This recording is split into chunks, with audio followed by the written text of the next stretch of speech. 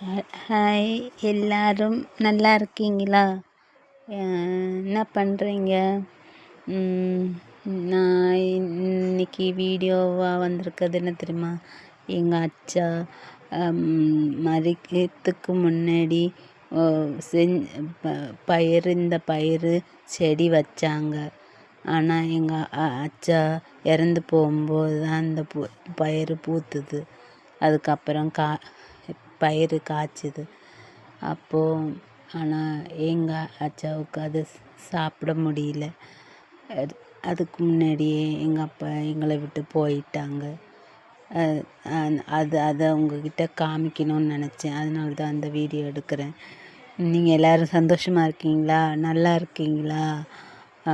யார் மனசையும் சங்கடப்படுத்தாதீங்க. சந்தோஷமாக இருங்க.